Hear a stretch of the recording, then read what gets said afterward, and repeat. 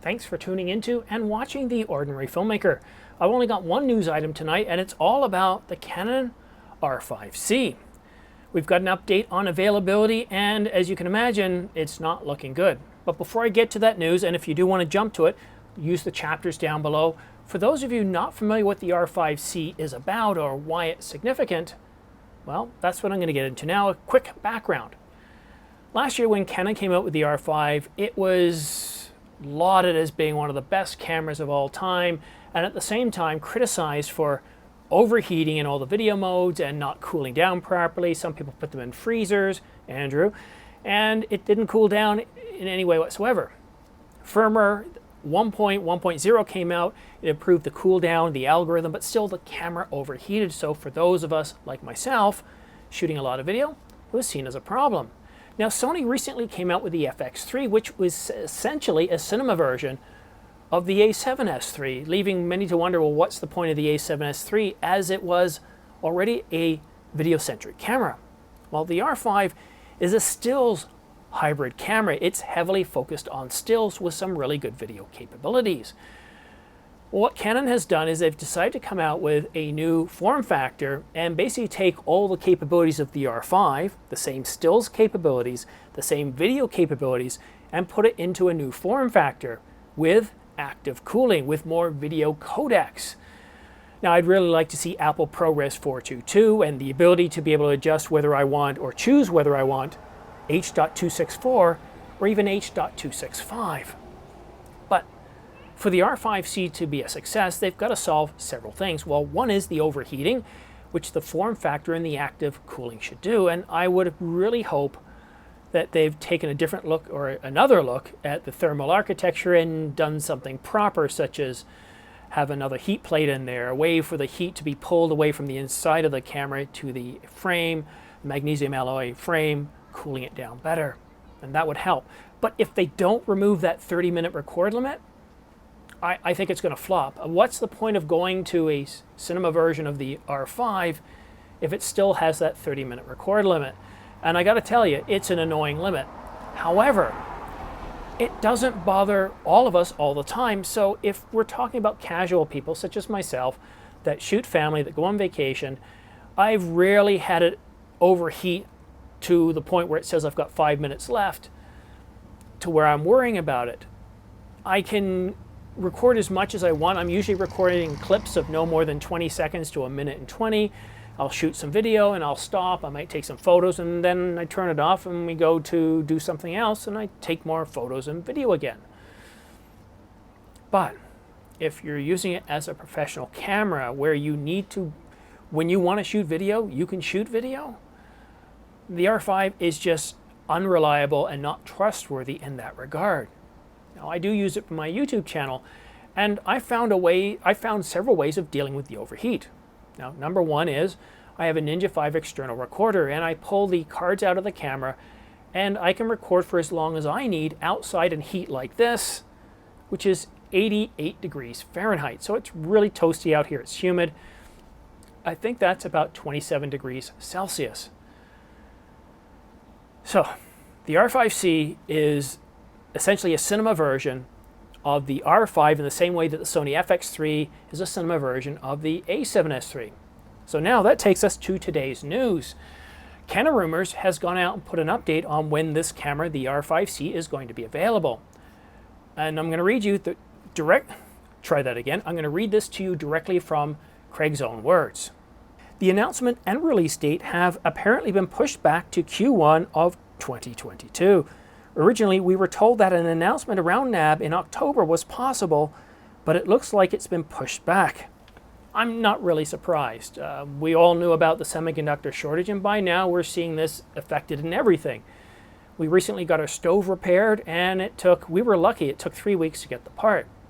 My Toyota RAV4, pretty common vehicle, took over 2 months to get the part.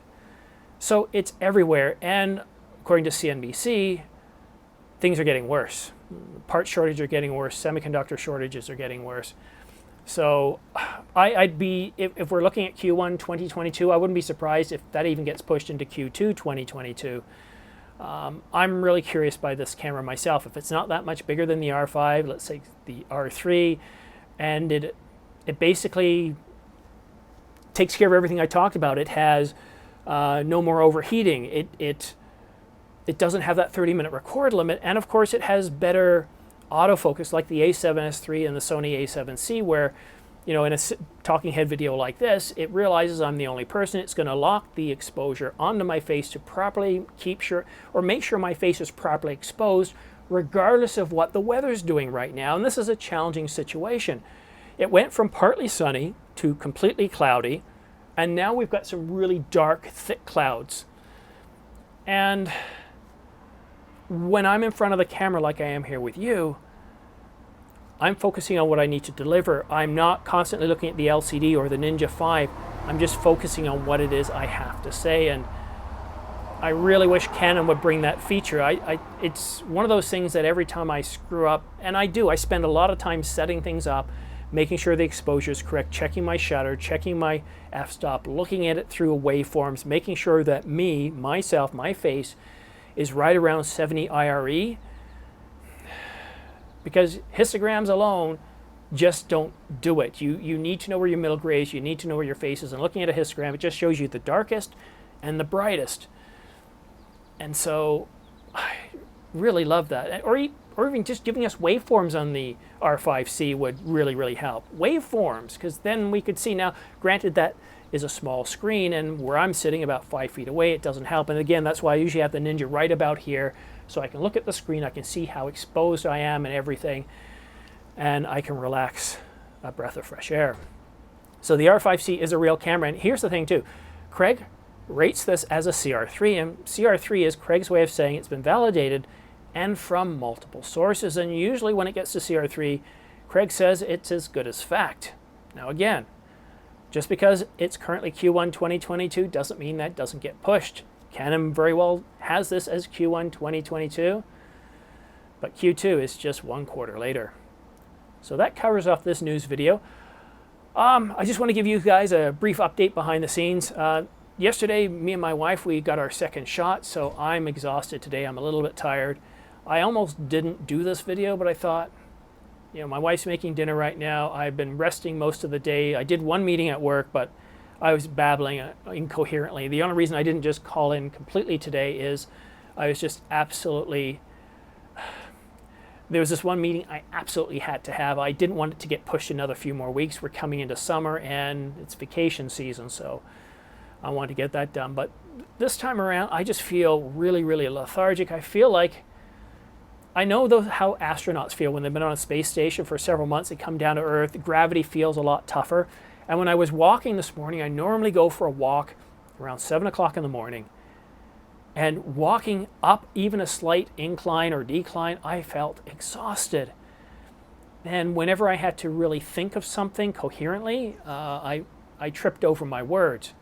It's after 5 o'clock now, and I seem to be able to hold a thought a little bit better, but I do apologize if much of this video has been a rambling video. It's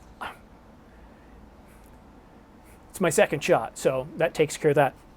A few other things. I'm trying to get my son to look at his channel a little bit differently. He did want to shoot a video the other day, but I was so exhausted. His channel's name is Planet Liam, and for those of you that have subscribed, thank you very much. I think he's at 187 subscribers now, and if you guys haven't met my son, you don't know him, do me a favor, go visit Planet Liam, subscribe to his channel, because it encourages him, helps him get out and do things a little bit more. He's only 7, but I see the gears grinding away. I can hear the noises. I can see the smoke coming out of his ears. And I really think he's going to have an affinity for cameras. And you guys are doing me a big favor by subscribing to his channel. That being said, I don't have any more news for you. I am looking for more news. I don't know what's going on with the Sony a7 IV. We've been looking forward to that camera for over a year now. And we're definitely getting into the time frame where we should get a refresh. We're also expecting the GH6, and rumors are saying we're getting face detect autofocus, but you know, fingers crossed, paint on the door, whatever it is, I don't really know. And one last thing before I go, the reason why I'm sitting in this location here, it's expected to hammer down pretty bad with storms and everything, with rain. And I think based on the way the winds are going this way, this is the only place where I can shoot, and if it does rain, my gear is safe and I'm safe. And we've come to the end of another video and it's all safe, so looks good. One last thing, if you did like this video, please go ahead and click like. If you haven't subscribed, please do. The more you like and subscribe, the more YouTube's algorithm helps get me out and gets more attention to my channel. So I just hit the 22,500 level, but I'm really looking to hit 30,000 subscribers by the end of the summer. It's already July the 5th. I don't know if that's going to happen, but again, for those of you watching, subscribing, and liking, thank you so much, and we'll see you again soon.